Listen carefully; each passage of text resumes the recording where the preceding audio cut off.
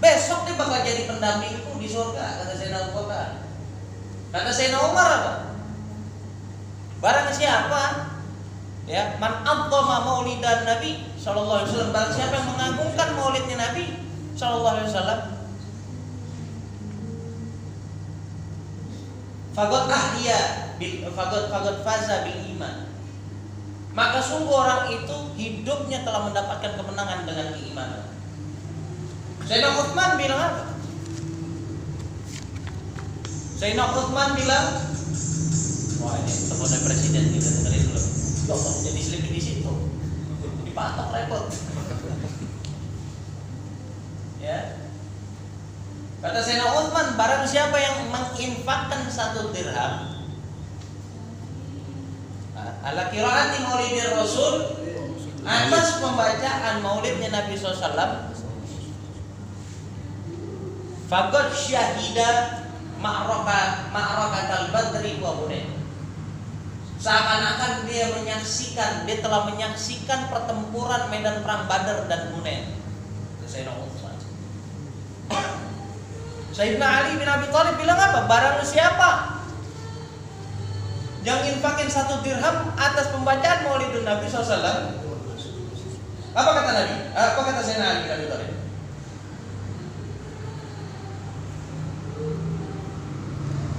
La yakhruj minad dunya illa bil iman. Gak bakal keluar dari dunia, gak bakal mati kecuali dengan keimanan. Tapi dari zaman dulu sampai zaman sekarang enggak henti-hentinya perdebatan terjadi, percekcokan terjadi, karena orang-orang yang agak tasyadud, orang-orang yang agak ekstrim memandang ini problem, memandang perayaan Maulidun Nabi ini problem. Anjir nggak? Memandang problem. Ini aneh bin ajaib. Lahirnya kita merayakan bersenang-senang ya, kita senang bahagia mengapresiasi bentuk kebahagiaan kita atas kelahiran Nabi. Ini dianggap problem. Dia itu kalau dapat anak pasti disyukuran, dia bahagia, dia merayakan itu bahagia dengan lahir anaknya, betul nggak? Padahal anaknya ini belum tentu jadi orang baik, nggak jelas statusnya masih. Boleh jadi orang soleh, boleh jadi orang fasik. Boleh jadi dia muslim sampai akhir hayat, boleh jadi dia tengah-tengah Islamnya murtad. Dia bahagia dengan lahir anaknya, statusnya belum jelas, dia cukup bahagia, itu bisa dia bahagia. Hah? Besok hadir ya tasyakuran khitanan anak aneh. Besok hadir ya acara akikah anak-anak, itu syukur, itu bersyukur, itu tanda syukur itu sama Allah, tanda bahagia ente khitan anak ente akikah anak ente. Betul kan? Alasannya apa kita melakukan akikah? Alasannya apa kita potong rambut? Kita timbang, kita jadi emas, kita sedekah. Alasannya apa? Berarti waktu lahir anak kita sedekah, benar nggak? Akikah kita sedekah lagi, betul nggak begitu? Waktu kita bikin perayaan Maulidun Nabi, kita sedekah nggak di dalamnya? Sedekah. Kita kasih makan orang hadirin yang datang. Kita baca biografinya Nabi SAW. Jadi kalau mau bikin tolak ukur pikiran, pola pikir itu yang betul, yang sehat. Kalau andai kan ente bahagia dengan lahirnya anak ente, maka ente harus lebih bahagia di saat ente mendapati kelahirannya Nabi ente yang udah jelas, yang bisa menjadi jaminan buat diri ente di dunia barzakh wal akhirah, dunia barzakh dan akhirat. Ini enggak. Anaknya yang nggak jelas, besok jadi musuh, jadi fitnah, jadi apa? Dunia wal akhirah dia bahagia. Anak kita lahir. Kata Rasulullah apa?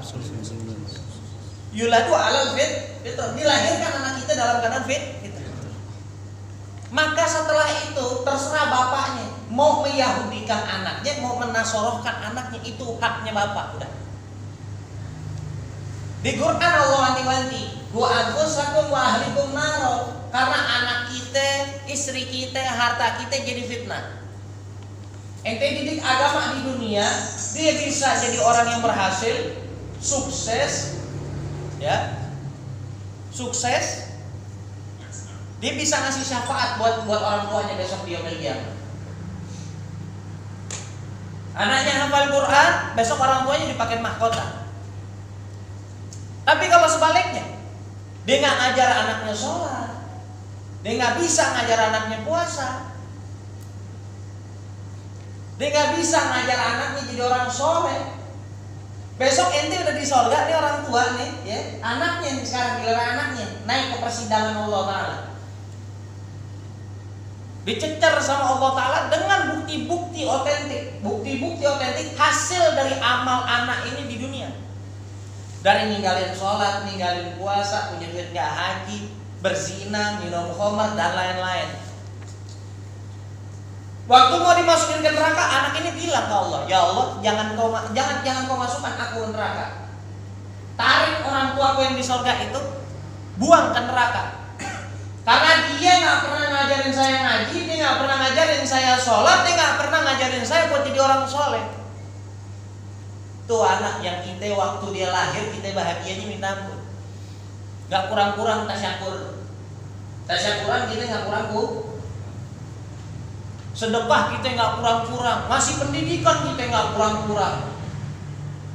Sekolah asal bisa yang sebulan 10 juta, tengil kan?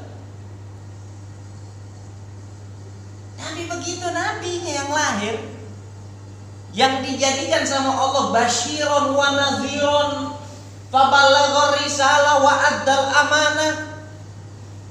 Jadi pembawa kabar berita baik, membawa kabar ancaman biar kita ini bisa jaga-jaga diri, nyampein risalah dari Allah, pesan kita yang bisa menyelamatkan kita dunia wal akhirah, menunaikan amanat-amanatnya Allah Ta'ala disampaikan ke kita semua.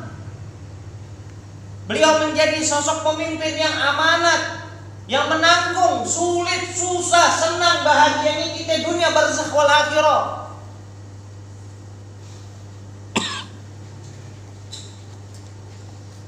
Kita nggak bahagia, kita persoalkan. Haram, bid'ah, masya Allah. Ente tahu, ente jadi umat Nabi, ya, ente jadi umat Nabi, ente nggak ngerasain sulitnya Nabi. Tapi waktu ente jalan di jalanan nginjek duri, sakitnya nyampe ke Nabi. Sampai hari kiamat nanti.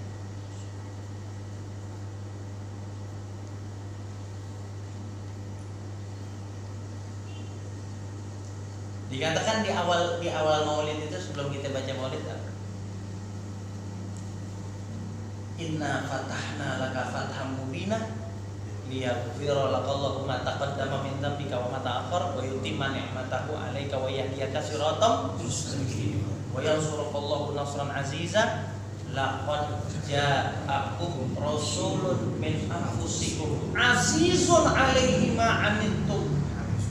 Sangat berat baginya Nabi Muhammad SAW kesulitan yang kamu rasakan. Itu membuat Nabi berat. Ente jalan injek duri, Nabi ngerasain. Bayangin ente, harisun alaikum. Beliau itu sangat menjaga ente, ngejagain kita, dijagain sama Nabi.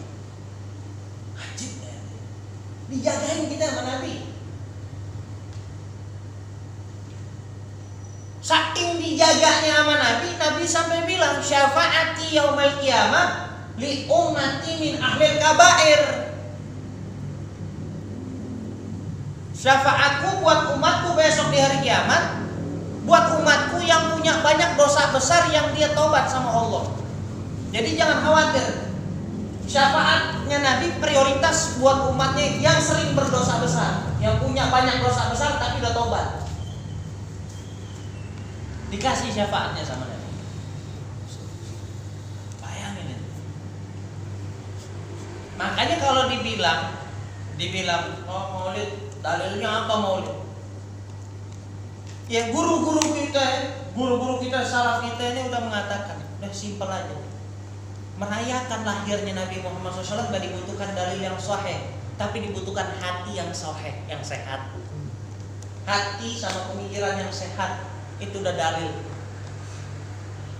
Gak butuh dalil sahih.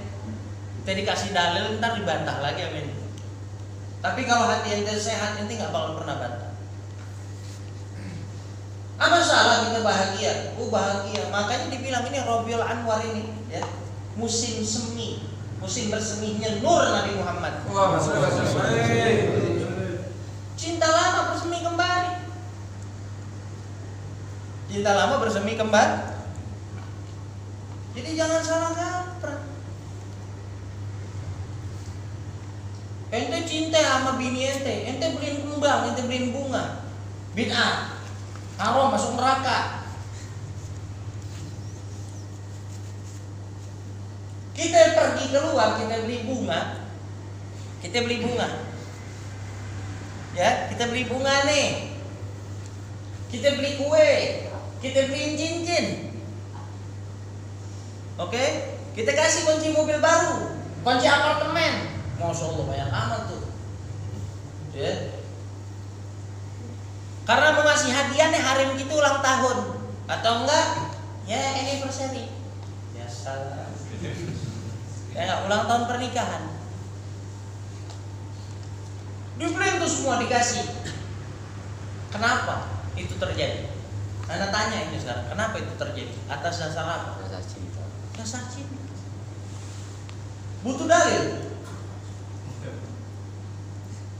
Kalau butuh dalil, berarti amal ente nggak ada dalilnya. Nabi nggak pernah beli kembang. Nabi nggak pernah ngasih mobil ke bininya. Nabi nggak pernah ngasih kunci apartemen ke bininya. Kalau tak ulang tahun pernikahan.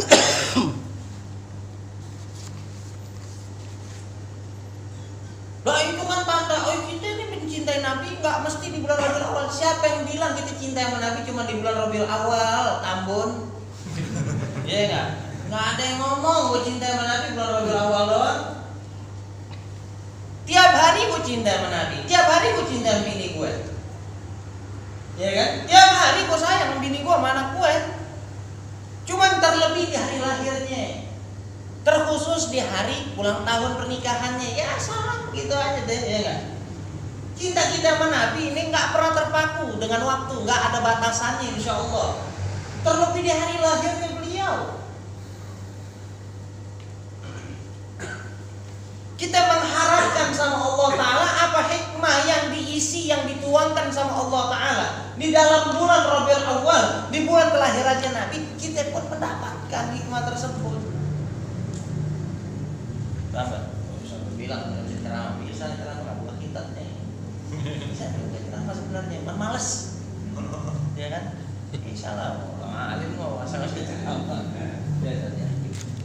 Kalau ceramah kan nggak mungkin aku sorot deh. Kalau baca kitab nggak salah, susah baca kitab berarti. Kalau gitu, betul nggak begitu?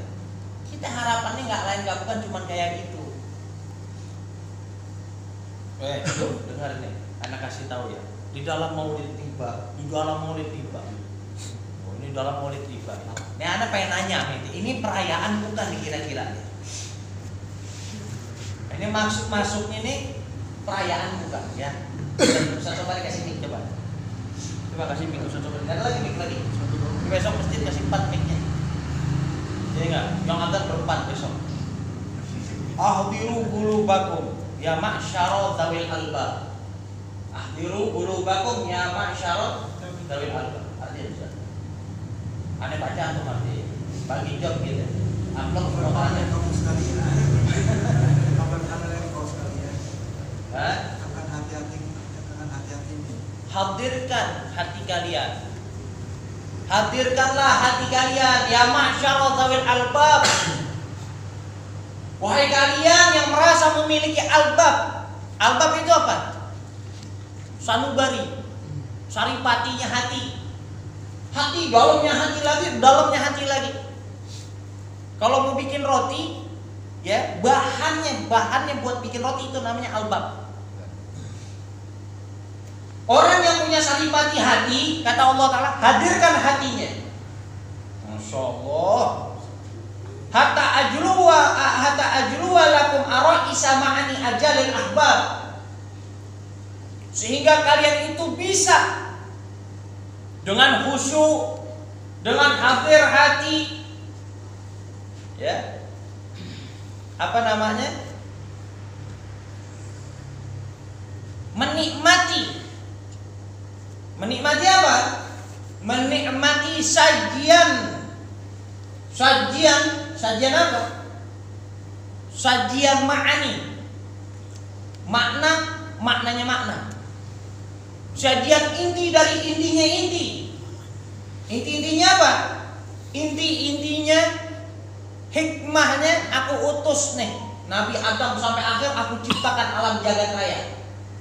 Jadi Allah Ta'ala lagi mau menampilkan Nabi Muhammad. Di saat menampilkan Nabi Muhammad, kita diperintahkan ahdiru qulubakum ya ma'syara zawil albab.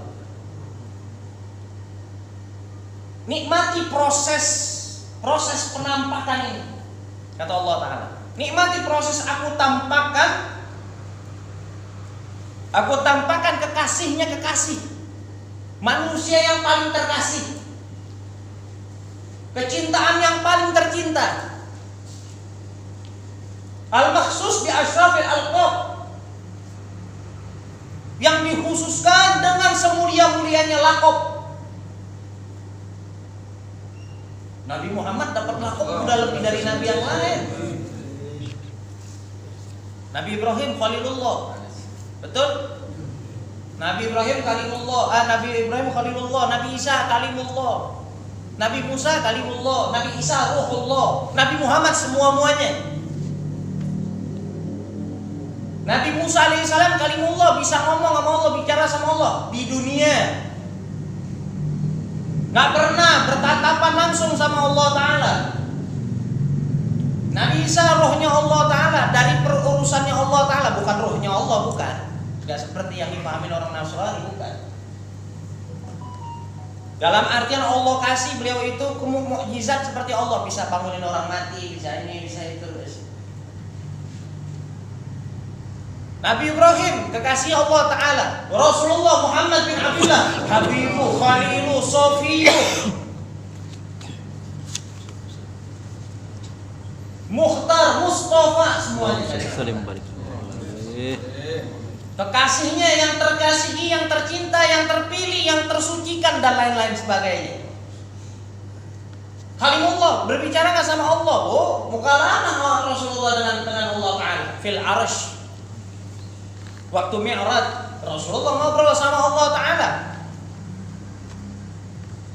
Kagabi gausain au adna, Rasulullah berdiri seukuran 2 busur panah atau lebih sedikit lagi. Ma zaghal basar wa ma tagha, kata Allah Ta'ala. Hingga pandangannya Rasulullah nggak melampaui batas, dalam artian Rasulullah nggak melarang kanan, nggak melirik kiri. Karena kanan kirinya Rasulullah ini ada surga. Tapi nggak sedikit pun ditoleh sama Rasulullah, karena di saat itu Rasulullah sedang langsung bertatapan dengan Allah Ta'ala.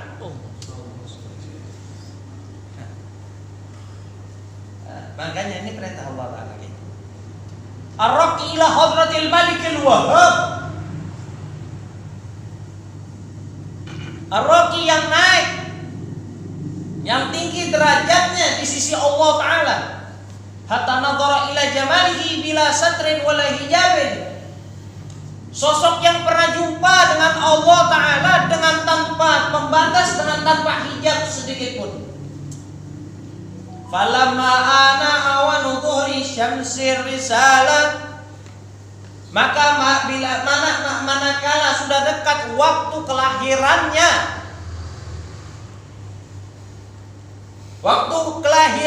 mentari, sang mentari risalah, pembawa risalah, fi sama'il jalalah, di langit kebesarannya Allah Ta'ala, kharaja bihi marsumul jalil li naqibil mamlakati Jibril alaihi salam. Marsum dikirim surat sama Allah Ta'ala kepada kepada kerajaan Jibril. Ditujukan surat itu dari Allah Ta'ala kepada kerajaan Jibril, dibaca sama Jibril, yang mana isinya dari Allah Ta'ala, ya Jibril nadi sairil makhluqat, Jibril kumandangkan kepada seluruh makhluk yang ada, kepada seluruh makhluk kumandangkanlah Jibril, kata Allah Ta'ala, min ahlil ardi was samawat, dari penduduk langit dan bumi, bitahani wal bisyarat, suruh mereka itu bergembira, bahagia. Fa inna nurul masun, karena sesungguhnya cahaya yang selama ini aku sembunyikan, aku jaga, wasiral maknun, dan rahasia yang terpendam, alladzi aujadtuhu qabla wujudil asya', yang aku telah menjadikannya sebelum aku menjadikan seluruh makhluk yang ada, wa ibda'il ardi was sama, sebelum aku menciptakan bumi dan langit, angkuluhu fi hadhihi lailati ila batni ummihi masruran, aku pindahkan cahaya tersebut pada malam hari ini ke perut ibundanya yang mulia, masruran, dalam keadaan bahagia. Amla abihil kauna nuran, yang mana menjadi terterangi, terang benderang, menjadi terang benderang malam hari kala itu, dan seluruh alam jagat raya menjadi terang benderang karena dilewati nur Nabi Muhammad, karena bahagia dengan nurnya baginda Muhammad.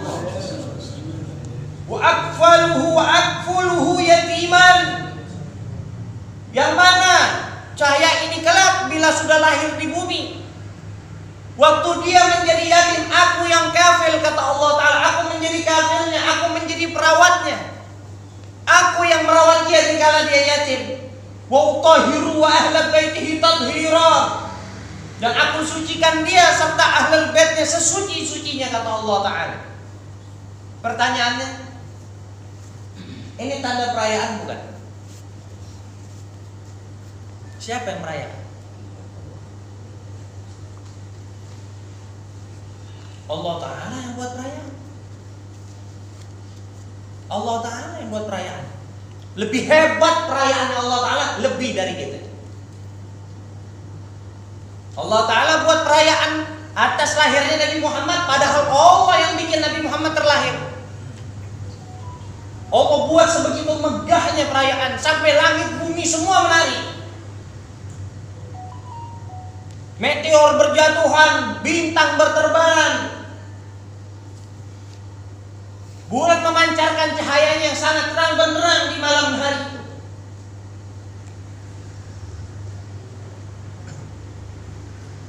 Shallu ala Nabi. Kalau ente nggak girang, kalau andai kan kita nggak girang, nggak bahagia dengan lahirnya Nabi Muhammad, siapa yang besok? Siapa kiranya besok yang menjadi pujaan kita, yang bisa menolong kita di yaumil mahsyar?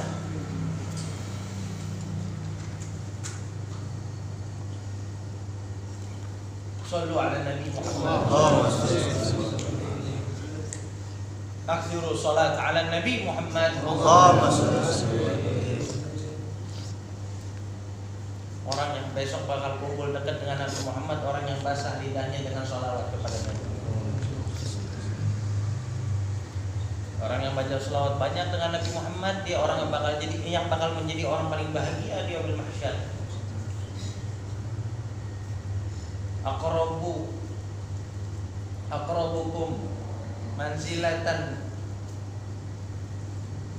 Aqrabukum minni manzilatan yaumal qiyamah aktsarukum alayya shalah, kata Nabi. Orang di antara kalian yang bakal menjadi orang paling dekat denganku kedudukannya di yaumil qiyamah, siapa yang di antara kalian yang paling banyak sholawatnya kepada Nabi? الجمال بدا من وجه شمس الهدى من وجه شمس الهدى نور الجمال.